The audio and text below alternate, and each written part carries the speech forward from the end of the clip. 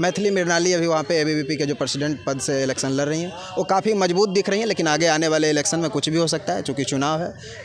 लड़की का चुनाव जो होता है कास्ट बेसिस पे भी होता है। कास्ट बेसिस भी लास्ट में चला जाता, होना नहीं चाहिए लेकिन अंततः चला जाता है। अभी जो पटना यूनिवर्सिटी का स्थिति है, एक समय हुआ करता था जब पूरा भारत में खास करके नॉर्थ इंडिया का सबसे टॉप यूनिवर्सिटी में काउंट किया जाता था, और आज यही यूनिवर्सिटी का ये स्थिति है कि कॉन्ट्रैक्ट बेसिस पे टीचर को रखा जा रहा है, प्रोफेसर को रखा जा रहा है। कास्ट बेसिस कभी भी कहीं भी होगा, देश में हो या छात्र का हो या कहीं भी कोई भी चुनाव हो, तो नुकसान होगा, क्योंकि एक तरह से लोग एक तरफ मोबिलाइज हो जाते हैं ना, तो उसमें जो आपके हक और अधिकार की बात है वो नहीं हो पाएगा। कैंडिडेट है ये किस जाति का है, ये जो कैंडिडेट है ये किस पार्टी का है, तो जब जाति और पार्टी के बेसिस पे स्टूडेंट यूनियन का इलेक्शन होगा तो उसमें छात्र हित के लिए आवाज़ मजबूत नहीं हो पाएगा, छात्र हितों के लिए काम नहीं हो पाएगा, उसमें फिर जाति हित के लिए ही होगा, पार्टी हित के पूछिए कि लिंगदो कमेटी क्या है, उसको क्या छात्रों के लिए चुनाव, छात्र संघ के लिए क्या उसका अपना नियम है, और लिंगदो किन किन मामलों में दखलंदाजी करता है, एक नहीं बता सकता है। इनको पूछा जाए कि बीसी और छात्र संघ के अध्यक्ष के बीच में क्या संबंध होता है। नमस्कार, आप देख रहे हैं बिहार इंस्पायर।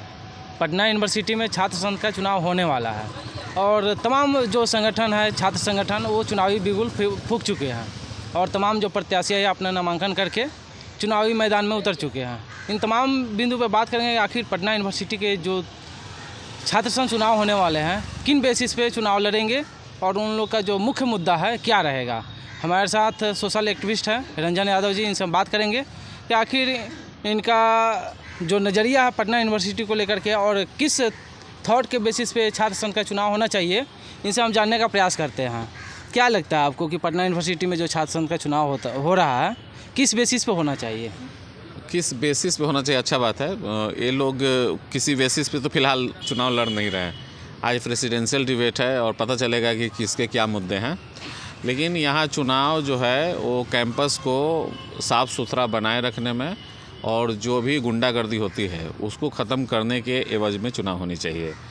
जैसे हम आए दिन देखते हैं कि जूनियर छात्रों के साथ मारपीट होता है, हॉस्टल बाई हॉस्टल जो है लड़ाई लोग लड़ते हैं कि जैक्सन वाले ने पीट दिया मिंटे को, मिंटो वाले ने पटेल को, पटेल वाले ने सैदपुर को, सैदपुर वाले ने सबको, इस तरह से ये चीज़ होते। पिछले दिनों हत्याएं भी हुई हैं और बम बारूद तो होते ही रहता है, परसों भी बम पटकने की घटना हुई। तो जैसे अभी जितने भी छात्र संगठन चुनाव लड़ रहे हैं वहाँ पे, तो उनका जो एक थॉट होना चाहिए कि हमारा जो यूनिवर्सिटी है क्लीन हो, या इस तरह से जो भी तमाम बातें हैं यूनिवर्सिटी से रिलेटेड, तो का अभी तक स्टैंड क्लियर नहीं हो पाया कि आखिर हमारा जो पटना यूनिवर्सिटी का चुनाव होना चाहिए छात्र संघ का, वो किस बेसिस पर होना चाहिए। 2 दिन पहले जो घटना सामने आई है मगध महिला के पास की, कहीं ना कहीं निंदनीय है छात्र हित में। हाँ, हिंसा हमेशा निंदनीय रहेगा और हिंसा किसी भी सूरत में बर्दाश्त नहीं करना चाहिए। और पढ़ने लिखने वाले लोगों से तो उम्मीद ज़्यादा रखना चाहिए कि ये शालीन होंगे, और यहाँ आकर ये गुंडागर्दी सीख रहे हैं तो फिर पढ़ने का क्या मतलब है। छात्र संघ का चुनाव कैंपस को साफ़ सुथरा बनाए रखने और कैंपस में जो फीस वृद्धि वगैरह बेमतलब के किए गए हैं उसके विरुद्ध में होनी चाहिए। अब जैसे कोई मास कम्युनिकेशन कर रहा है तो उसको करीब 11-12 हज़ार रुपये एक सेमेस्टर में पैसा लग रहा है, तो सोचिए इतना महंगा फीस, तो फिर क्या मतलब है सरकारी कॉलेज का, इतना कोई फीस दिया जाता है। इसी तरह से तमाम जो जैसे बीटेक या मतलब BCA, ये सब बहुत महंगे हो चुके हैं कॉलेज के अंदर। साधारण गरीब आदमी तो पढ़ ही नहीं सकता है।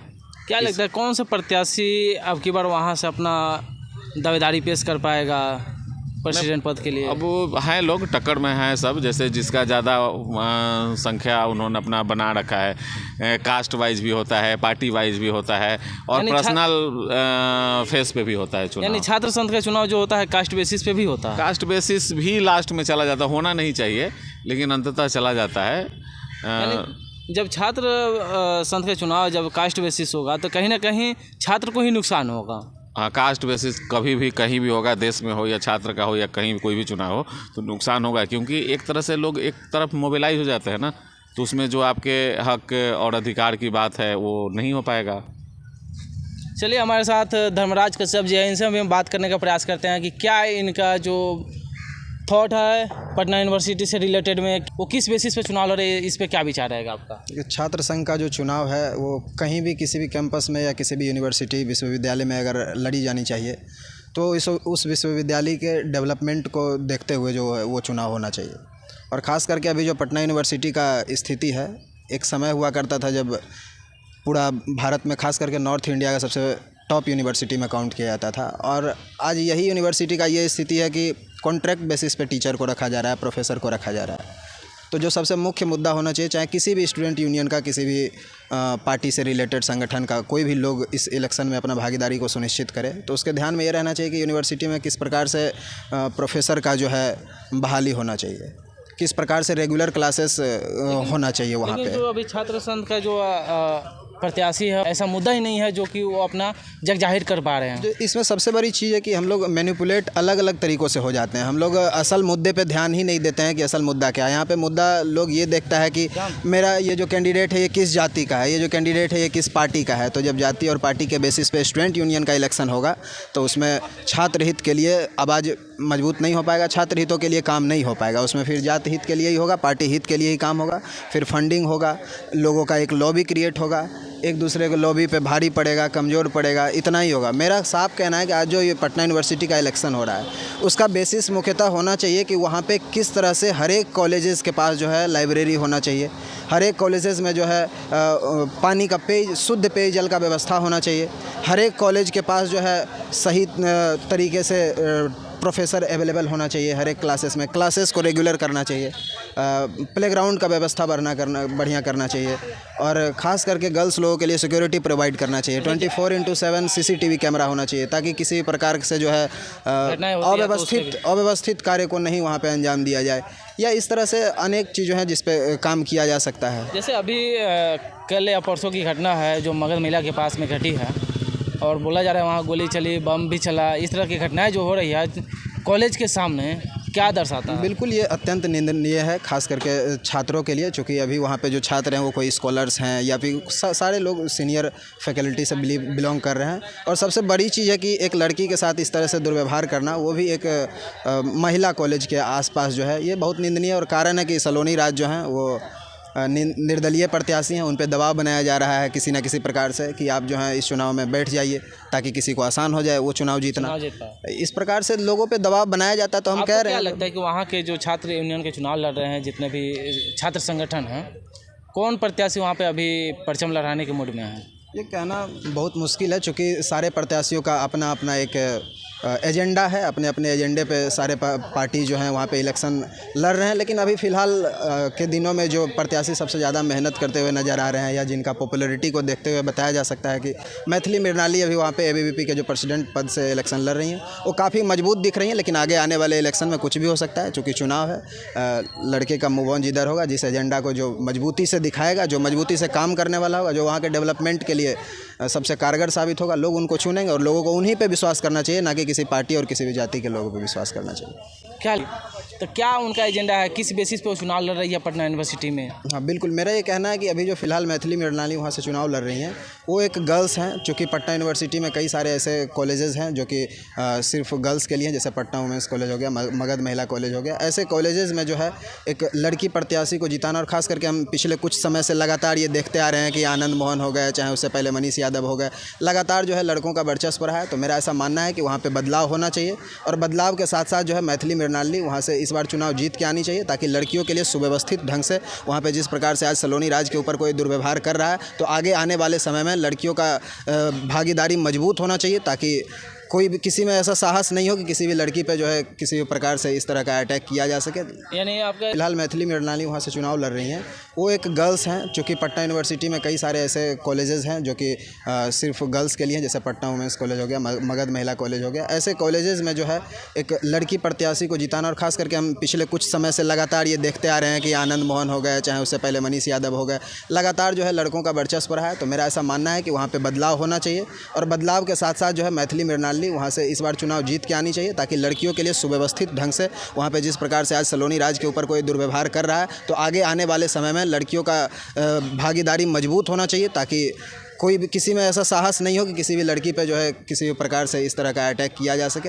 यानी आपका सीधा सीधे कहना है कि बीजेपी जो कहती है कि महिलाओं को आगे करना है, यानी महिलाओं को आगे करके चुनाव की बार पटना यूनिवर्सिटी का जीतना है? नहीं, ऐसा कोई बात नहीं है। महिलाएं कितनी व्यवस्थित ढंग से काम कर रही हैं। महिलाओं का विकास का मुद्दा क्या है, विकास के मुद्दे को चुनना है, नहीं कि बीजेपी के बोले हुए बातों को लेकर के जाना। मैथिली मृणाली पर्सनली वहाँ पे उनका क्या एजेंडा है, उनके लड़ने का क्या एजेंडे पे वो काम करे, या आने के बाद वो किन किन मुद्दों पे विकास करेगी, या उनका मुद्दा क्या होगा छात्रों के हित में, उसके बेसिस पे उनको वोट देना चाहिए। और हम जो छात्र संगठन वहाँ से चुनाव लड़ रहे हैं, राजद हो, बीजेपी हो, जैसे एबीवीपी बीजेपी का हो गया, राजद का सीआरजेडी हो गया, जनसुराज अपना चुनाव लड़ रहा है, टीम ओसामा का चुनाव लड़ रहे हैं, तो ऐसे तमाम जो संगठन है वहाँ से चुनाव लड़ रही है।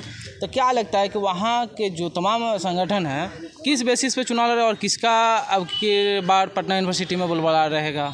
नहीं, किस बेसिस पे चुनाव लड़ रहे हैं, मैं इनको देख रहा हूँ, इनके कैंडिडेट को, तो कैंपेन के दौरान तो इनके कुछ मुद्दे अभी समझ में नहीं आ रहा है। इनको पता ही नहीं है कि क्या छात्रों के सामने बात रखना चाहिए।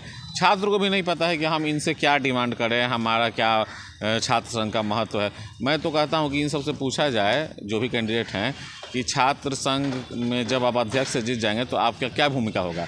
एक भी नहीं ढंग से बता सकता है कि छात्र संघ के अध्यक्ष का रोल क्या होता है। तो यहाँ मुद्दा कुछ नहीं है, चुनाव हो रहा है, इसमें कोई जीत जाएगा हार जाएगा अलग बात है। इनका कोई यानी ये पार्टी से बेसिस चुनाव हो रहा है? पार्टी को ट्रेनिंग कहाँ है? आप जिसका नाम आपने लिया है, सीआरजेडी हो गया, या एबीवीपी हो गया, या जनसुराज हो गया, या कोई भी ऐसा हो गया, हाँ कोई भी जो भी हो, तो इनको ट्रेनिंग दिया जाता है कि छात्र करेंगे क्या। एक से पूछिए कि लिंग दो कमेटी क्या है, उसको क्या छात्रों के लिए चुनाव, छात्र संघ के लिए क्या उसका अपना नियम है, और लिंग दो किन किन मामलों में दखलंदाजी करता है, एक नहीं बता सकता है।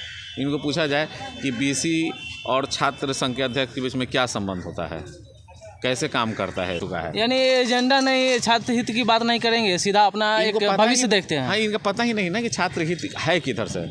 जब तक आपको अधिकार नहीं पता होगा तो आप कैसे अधिकारी बन सकते हैं? और यह मालूम तो होना चाहिए ना कि हम बन के करेंगे क्या। इनको मालूम है बन के बस मेरा कॉलर टाइट हो जाएगा, मेरी जान पहचान बढ़ जाएगी, मैं बड़े बड़े नेताओं के साथ बैठने लगूंगा, मेरा वैल्यू बढ़, इतना ही, बस इतना ही इनको रोल है।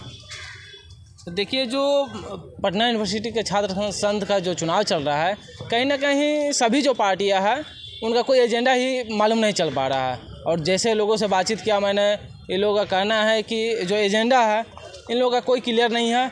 क्या लगता है? और ख़ास करके एक जो सबसे अहम मुद्दा अभी ध्यान में रखना चाहिए सभी स्टूडेंट यूनियन के प्रेसिडेंशियल पद के, जो भी कैंडिडेट जीतेंगे उनको ये रखना चाहिए कि वहाँ का फ़ी कितना अफोर्डेबल हो, ताकि इस राज्य के एक गरीब परिवार में जो बच्चा आता है वो भी पटना यूनिवर्सिटी में पढ़ने का जो है अपना सपना देख सकता है, और सपने को देखने के साथ साथ उसको साकार कर सकता है। तो फ़ी स्ट्रक्चर में अफोर्डेबल रेंज होना चाहिए। हॉस्टल प्रोवाइड किया जाना चाहिए, ताकि जो गांव से बच्चे आते हैं वो, हम मानते हैं कि आप फ़ी अफोर्डेबल अगर कर दीजिएगा तो कॉलेज में नामांकन दाखिल करवा लेंगे, लेकिन क्या वो पटना में रह के इतने महंगाई को झेलते हुए क्या वो अफोर्ड कर पाएंगे कि यहाँ रह के वो पटना यूनिवर्सिटी में रेगुलर क्लास कर सके? तो इसके लिए हॉस्टल का फैसिलिटीज़ में थोड़ा सा इम्प्रूव होना चाहिए, और उसको इम्प्रोवाइज़ करके जो है, जो गांव से या जो भी एक एग्ज़ाम कंडक्ट करवाना चाहिए, और इस एग्ज़ाम को जो क्वालिफाई करें वैसे बच्चों को हॉस्टल में रख के पढ़ाई करवाना चाहिए, ताकि ये गरीब के बच्चे भी वहाँ रह कर। बात करें हॉस्टल की, तो हॉस्टल में तो कहा जाता है कि बम बारूद इस तरह की घटनाएं सामने आती है, तो बच्चा रहेगा क्यों? ठीक है, तो इसीलिए तो हम कह रहे हैं कि खास करके जो कैंडिडेट अभी जीतते हैं उनको एडमिनिस्ट्रेशन सिस्टम पे जो है खास करके उस पर उनको फोकस रहना चाहिए कि वहाँ का एडमिनिस्ट्रेशन सिस्टम कितना मजबूत हो, ताकि किसी भी हॉस्टल का कैंडिडेट हो या किसी भी हॉस्टल में रहने, छात्रावास में रहने वाले विद्यार्थी हों, उनको सुचारू और सुव्यवस्थित ढंग से चलाया जाए। तो देखिए, इन लोगों का मानना है कि जो पटना यूनिवर्सिटी का जो चुनाव चल रहा है, इस पर कहीं ना कहीं छात्र हित में चुनाव होना चाहिए। छात्रों के तमाम मुद्दे हैं, जैसे हॉस्टल हो गए, उनके फ़ी स्ट्रक्चर हो गए, या फिर जो टीचर फैकल्टी जो आते हैं पढ़ाने के लिए वो गेस्ट के तौर पे आते हैं, उनको परमानेंट करके कहीं ना कहीं अच्छा शिक्षा देने के प्रयास करना चाहिए। जितने भी छात्र हित के चुनाव लड़ रहे छात्रों संगठन हो या फिर जो भी वहाँ के तमाम नौजवान साथी हैं, उन लोगों को भी ध्यान रखना चाहिए कि जो भी प्रत्याशी आ रहे हैं हमारे सामने, किस बेसिस पे चुनाव लड़ने आ रहे हैं। तो छात्र हित में चुनाव लड़ रहे हैं छात्र संघ के अध्यक्ष लोग, उनको अपना एक एजेंडा तय करना चाहिए, और उनका एक रूट होना चाहिए कि हमारा ये एजेंडा इस बेसिस पे हम लड़ेंगे, और हमारा जो प्रत्याशी जीत के आएगा छात्र हित में ही बात करेगा। आप देखे थे बिहार इंस्पायर, मैं शिव कुमार। जय हिंद, जय बिहार।